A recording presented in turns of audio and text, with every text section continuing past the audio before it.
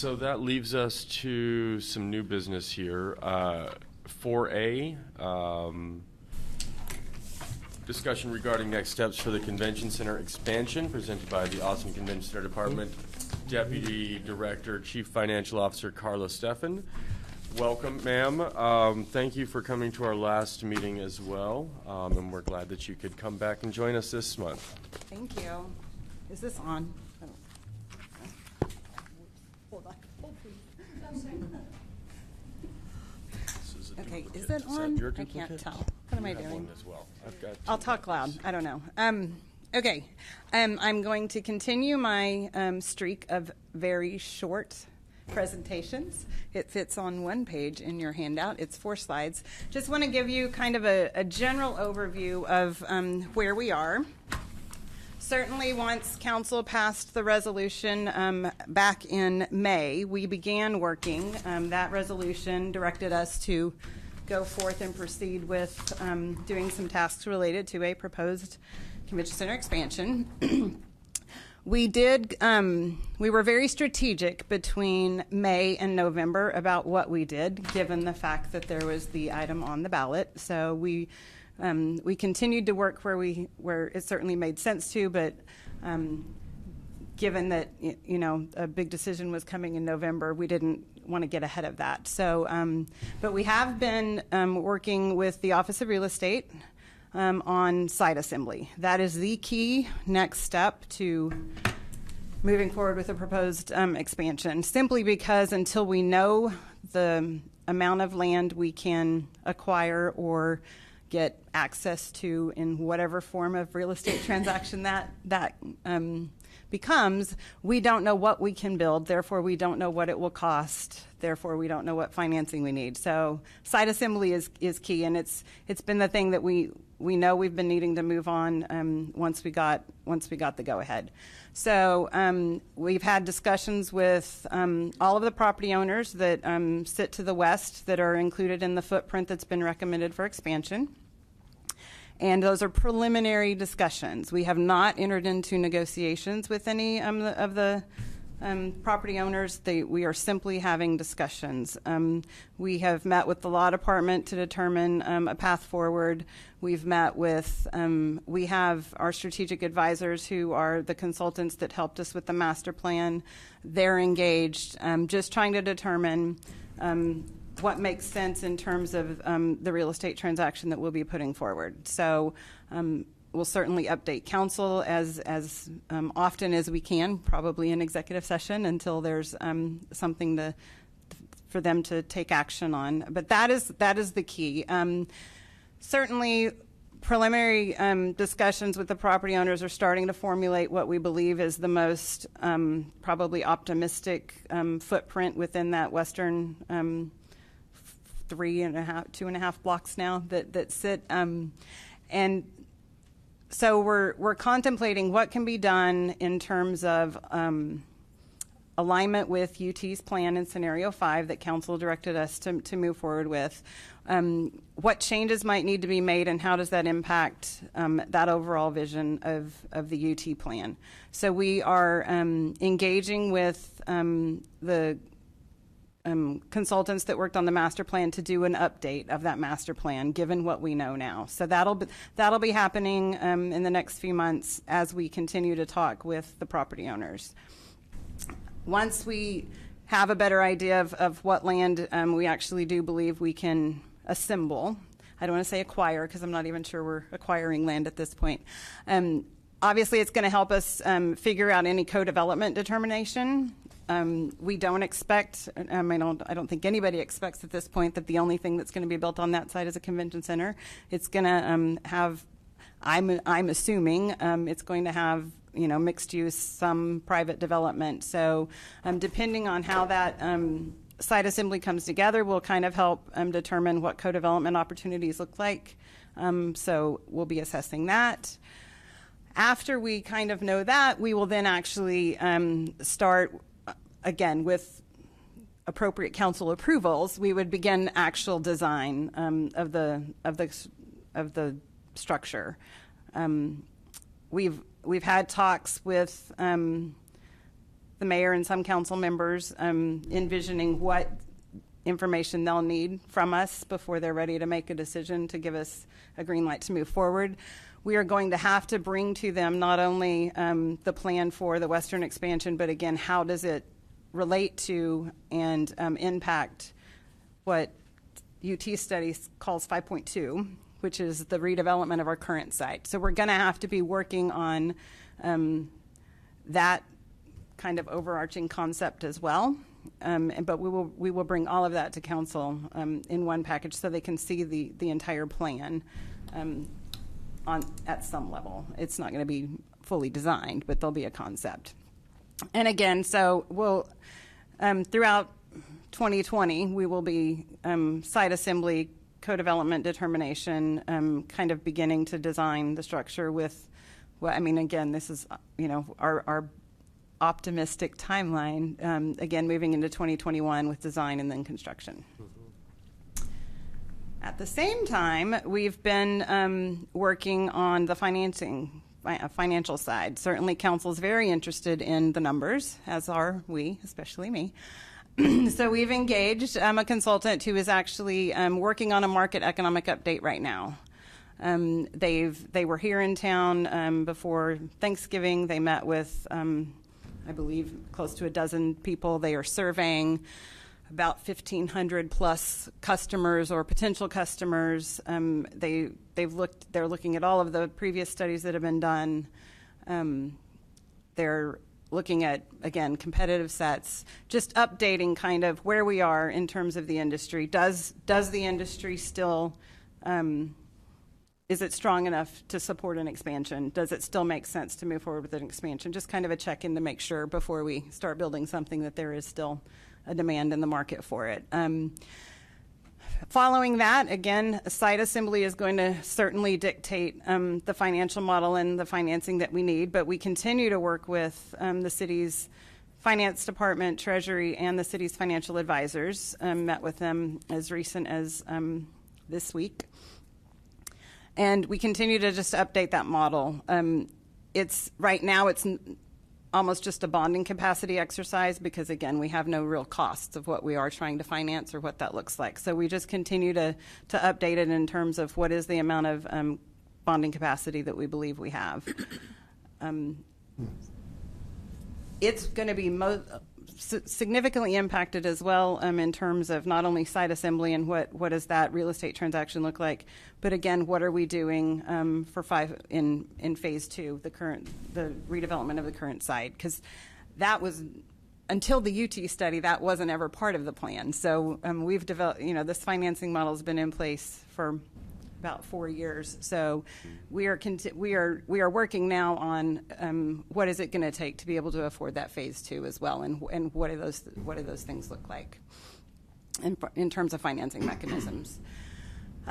Also, as we've already touched on tonight, we are moving forward with the creation of the TPID.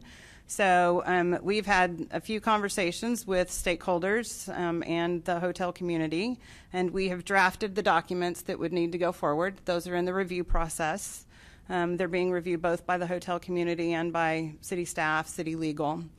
Once we feel like those are ready, those will go in front of council for approval as to basically form. At that point, council's just kind of approving, yes, we agree that the documents in terms of a form are good.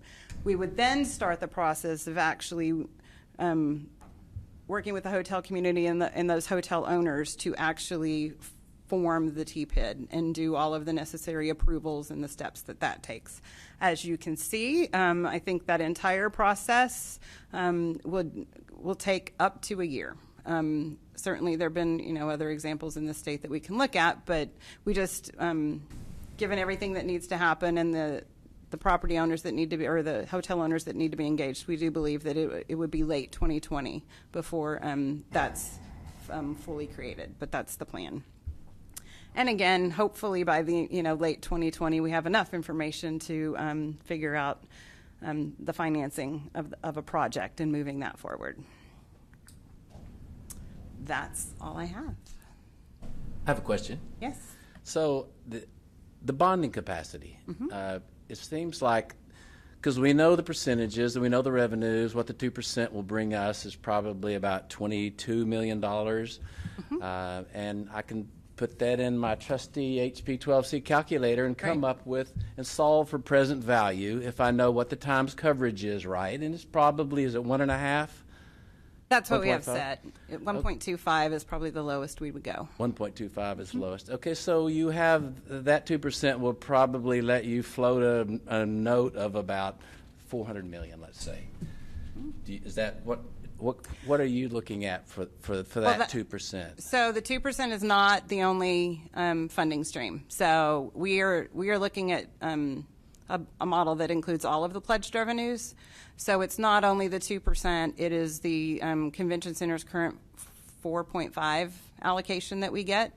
It is our facility revenue. So all of those things combined is what we start with in terms of sources of funding. Right. And then, of course, in the model we work out not only do those funds have to cover debt service, but they have to help pay for operations and capital projects. So all of that's built in. Right, right. So actually, if you look at it, you have 7 plus 2 plus 2, and then you can start backing out what the commitments are and see what you have left over. Correct. Right, and so there are a lot of it's committed, like the 15% for the arts and the 15% for music. Correct, and those that portion of the 7 isn't even in the model. We're only working with the 4.5. With the 4.5. With the 4.5, right? And so some of it goes to Mr. Noonan's department. Correct. And then what is? So the 2%, and you can't touch the other 2%, the 332. 334, chapter 334. Thank you. It is committed up and to be paid off either sooner or 2029. Correct. Right. It is in the model, however, simply because we have all of our debt service currently in the model, and it is allowable funding for the capital projects and operation of the north side of our building, the venue project. So, but it's not in the model to cover new debt service. That's true. Right. So it's fixed. The voters put that in and approved that in '98 for a specific project at a specific amount amortization, and when it's gone, it's gone. Correct. Okay. So that 2% really is not in play on what you can convince we can't draw upon for financing. So we know we have the 2%, and then you say the 4.5% is where we're going to try to get the rest of the money for that we're not using for operations and losses. Correct. Correct. Okay. So what the 2%? What do you think? What was the bonding capacity just for the 2%? Our model. I've never calculated just the 2% because that we would never move forward with just that as the pledge. No, but I mean percentages. 1%, 2%, 3%. We can. I would guess your number was pretty close because right. The last communication we had regarding bonding capacity with council was, I believe, back in July. Our projections right now are showing about $750 million with bonding capacity. Okay, which half of it is the 2%, and the other portion roughly, yes. will come from percent. Correct. Okay, and then we have a delta of probably an equal amount of $750 million, I would imagine.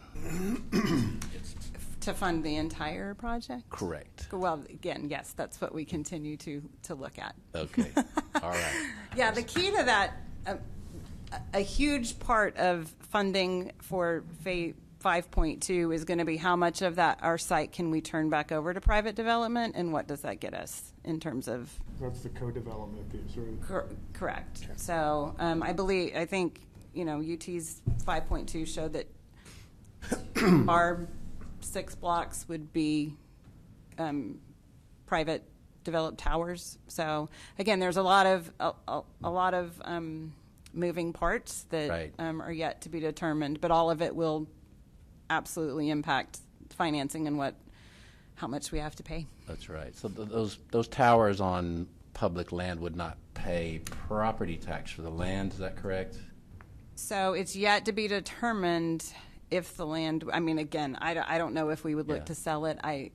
Okay. I'm not sure. So There's we might a lot of unanswered questions. get some land to the west and then give up some land on the other side, possibly. Possibly, yes. Fee simple. I believe that. I mean, I think that's the UT study was envisioning something like that.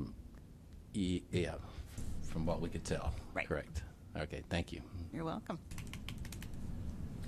I also had a question about the bonding capacity, and just briefly that I remember from years ago when we were talking about this in the Visitor Impact Task Force, it was mentioned that that was based on a pretty conservative model looking forward. Is that still, I assume that's still the case? It is. It's less conservative than it was at that time, but I would still characterize it as conservative. Our projections, mainly just because it's almost impossible to predict what hotel tax is going to do over a 30-year bond. Sure. We right now we've got projections for 10 years and then hold it steady. Okay. So it's pretty conservative. Performance against prior projections with prior bond funding for expansion outperformed the projections pretty substantially? Yes. Thanks. You're welcome. Commissioner McGee, Vice Chair McGee. Hi. I have a question about the TPID, going back Okay. to the TPID, and actually I'm hoping that Scott will weigh in on this. I am too. You talked about working together on this TPID, and as Commissioner Rogers pointed out, there were some good promises made about the use of the funds. But it's been brought to my attention that there was also House Bill 1136 that passed in the Texas legislature with the support of Hotel and Lodging Association. And in their information, it talks about the TPID revenue remaining dedicated to promotion and marketing of hotel and tourism industry. So if that money is dedicated for that purpose, how do we release funds to keep with the promises that were made? Do you want me to address that? Yes, please. And then I'll weigh in however I can be of help. The plan always had been all the tourism public improvement districts that exist right now, they use it for advertising and promotion. There was never an intention it would be any different. But the theory, the strategy that we worked out with the mayor's puzzle was that when you do it for sales, for marketing, promotion, sales. When you do it for sales, typically almost all that goes to the convention center expansion. And so once that money is received by the convention center expansion for a buy down, like right now they do about $2 million in buy downs, that would constitute that first 20% that we had talked about, that we had committed as part of the mayor's puzzle, if you will. And so we agreed as a concession that instead of the convention center paying for those buy downs, we would pay for those buy downs. So it wouldn't go directly to homelessness, it would go to buy downs. Then the money that is received by the convention center for the buy down amount, once the convention center receives that, it's no longer dedicated funds, if you will. It's different than when they get the hotel tax. If the hotel tax fund never changes its character, it can only be used for purposes under 351 of the tax code. Tourism money, tourism PID money, is dedicated by statute and can only be used for certain purposes. But once it's received by the receiving entity, it's no longer dedicated. So then that 20%, once the city receives that in buy downs, like all convention center revenues that aren't hotel tax, it's general city revenue. Now the additional 20% was an amount that was anticipated for when the convention center is at full stabilization. In other words, when they've expanded the convention center and we're able to get new business, then we would pledge a similar 20%, which would be for, again, convention center buy downs from new business due to the expansion. And so again, that's money that's for sales. It's not specifically, we don't have a category for it as affordable housing or homelessness or law enforcement. It'd be under the category of sales incentives. But once the city receives it, they could use it for homelessness. Thank you. And I'll just clarify, we've never built that funding into our financing model, so we're not anticipating using it for the convention center purpose once it meets its need of securing business and generating hotel tax that we will then receive. Thank you. So the money is put back in, and it's now considered general revenue money. So it's no longer subject to the 351. Is that correct? That's correct. Well, it was Okay. never subject to 351. It would no longer be subject to the Chapter 372 Local Government Code Public Improvement District Okay. restrictions. Okay. Right now, the city could just drain the entire revenue of the convention center for whatever general purposes they wanted, and just refill the till with all the other hotel occupancy tax, right? I would suggest that if we need to get into this discussion, we bring the law department here. There are certainly state laws that dictate when you can charge a fee, and we charge fees for the use of our building, and those fees are to be used to cover the cost. We've discussed this aspect of our facility revenue at length in the past. Right. It just sounds to me like we're doing like a little end run, and then so we can call it general revenue, and therefore we can use it with certain discrimination. So, tourism public improvement district funds are an assessment; they're not a fee. Mm-hmm. So they don't have to follow those same rules of state law in terms of you can only charge a fee to cover your cost. It is a special assessment. Right. That special assessment has to meet its intent by law. Right. Once that intent is met and the cash is just sitting in a checking account somewhere, you can then use that cash. You being the city. Correct. Not me. The recipient of the cash can use it to pay other costs. It has met its requirements at the time it has provided an incentive and buy down to bring business to the convention center in terms of how we are conceptualizing how it would work.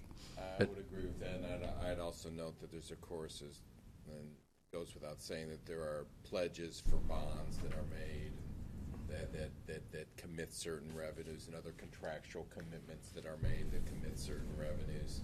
And so it's a big picture that city, I'm not in a position to comment, on all those transactions, but they are in play. Mm-hmm. So, Commissioner Joslove, did you say Chapter 372 is the administrative code that governs the PID? It's the state statute out of the local government code that addresses public improvement districts. Tourism public improvement districts are a subset of that category. So it ends up as, but however it gets there, it ends up as general revenue into the. Well, it doesn't have to be. I mean, that's going to be a council decision. They can certainly characterize it as special revenue and put it in a special revenue fund. It won't automatically go to the city's general fund. We would need to, for accounting purposes, to be able to demonstrate that it did meet its purpose. I mean, it's gonna flow through one, if not more, funds. It's going to be up to council if they want to put it in the general fund or create a special revenue fund for only homelessness. When I first read about it, it seemed like it was circumventing the purpose of the law, and it seemed a little bit like we were sort of washing the money through a different system in order to get it. Yes, it has been described as that. However, I would disagree. Okay. It is meeting its intent when it is resulting in business that will come to the convention center. That's the intent. Right. We have a facility discount program right now. It's certainly not as vibrant as we hope this one will be, because we just we can't give our building away for free to everybody. But for those events that demonstrate they are going to generate enough hotel room nights and hotel tax for us, we can then discount facility revenue. It's much like and in that case, we're just not receiving any cash. Right. This is going to work the same. It's just we are receiving cash. It's cash that we will never rely on for our operations or be pledged to debt. So again, once it meets its intent of the ability to assess it in the first place, council will have the ability to spend it in other ways. So would it be spent out? Would it be transferred to the city's general fund at that point and sent out as to help the homeless, or will it be spent from the convention center? It is not. It's not going to be spent from the convention center. It will go into a fund. I don't know if it's the general fund. Council can set up a special revenue fund that to track it separately so that Okay. it doesn't get commingled with property tax. Okay, thank you. No different than, I would argue, and Charlie, correct me if I'm wrong, than any other city revenue that they receive in from commercial businesses that comes in, and that if it's dedicated, and once the city receives it, and it's spent for the dedicated purpose. But if it's, once the city receives it and it's served its purpose, the city then has the revenue, and it can use for any purpose that's permitted under Texas law. I guess when I read about it, it was going through the convention center budget first, through their accounting system, and considered called general revenue at that point, or it was mingled in with the revenues from rentals, et cetera. And I may have that wrong. Oh, of the convention center? Uh-huh. I'm not sure that we ever actually presented anything in that level of detail that would indicate which fund it was going to be accounted for. It goes into. I mean, I would anticipate that within this convention center department, we have a TPID fund set up that it flows into. We have probably a dozen or more separate funds that make up our department budget, because there are requirements to track some of them separately. I don't plan on putting this one as operating revenue ever in our operating budget, because it simply won't be.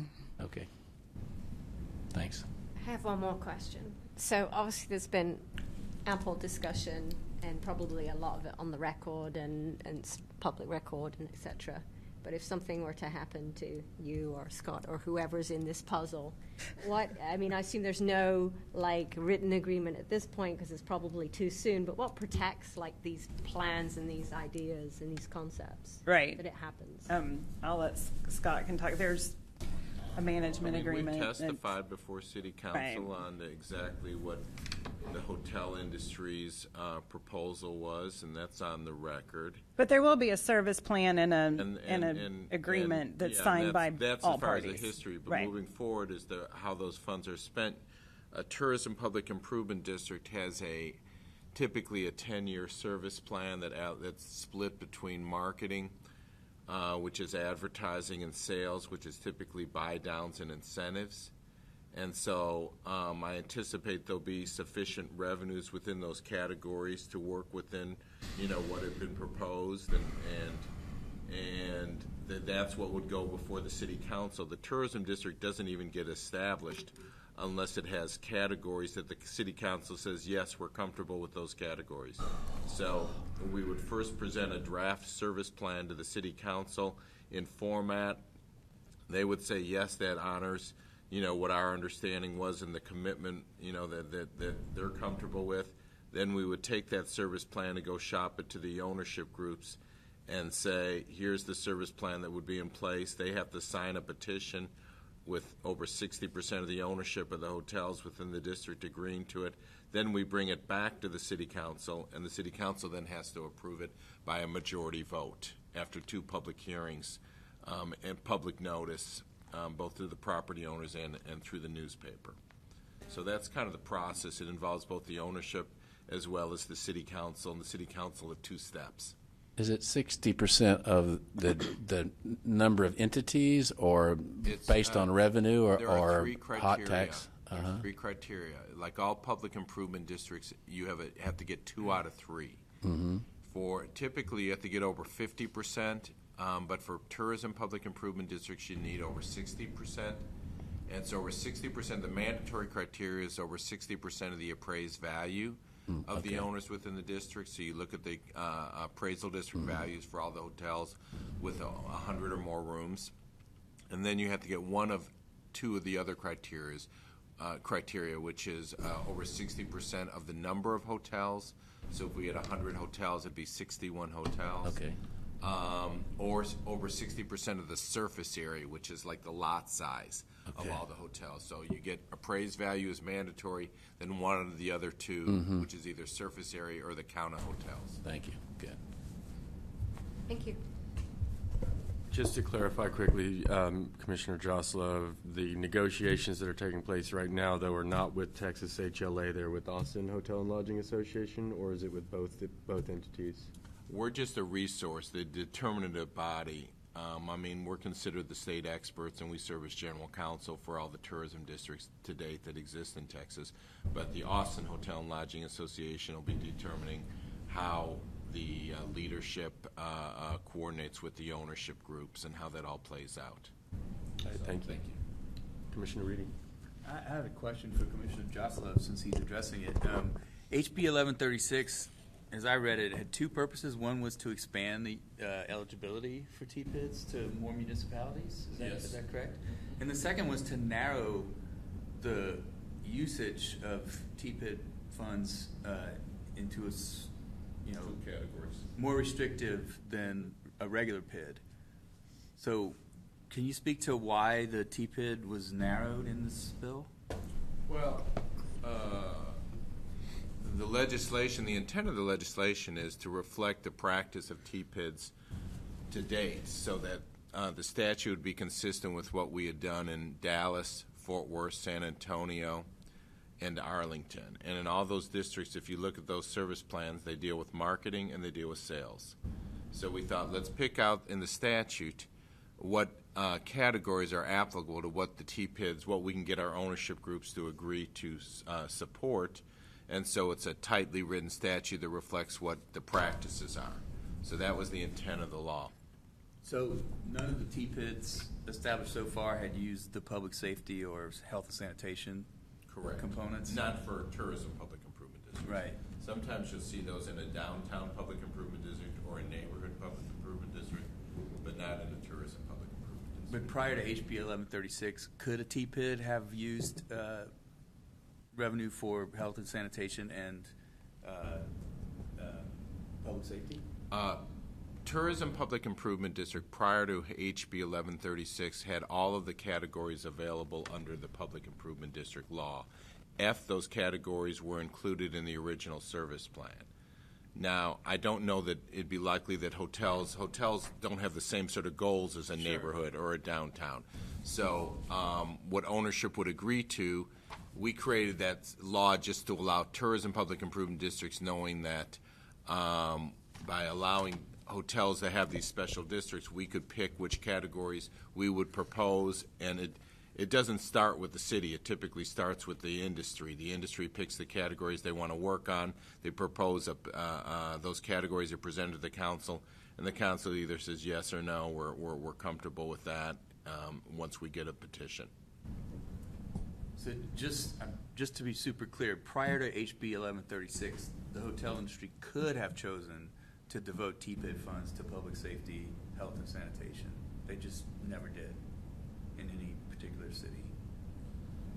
I would answer it this way. The hotel industry are businesses that chose to self-assess themselves to provide marketing and sales programs. Those were the priorities that were presented to the ownership groups by those area hoteliers, and that's what they've done. Thanks. Commissioner Reedy, I'd like to answer that question because during my research on Proposition B, I noticed that a number of hotel TPIDs in Dallas had security and safety as a part of the money they raised their TPIDs for. So that the law that was passed has now made that where it's not possible for hotels. So it's been removed from what's allowable. Are you talking about in Dallas? Yeah. The Dallas Tourism Public Improvement District has never spent money on services. I've read their 10-year plans.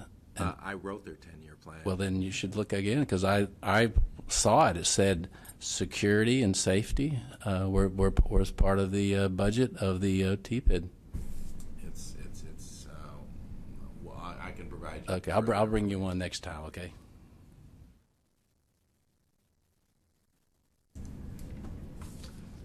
Any further questions for our guest? Thank you, ma'am, for coming down.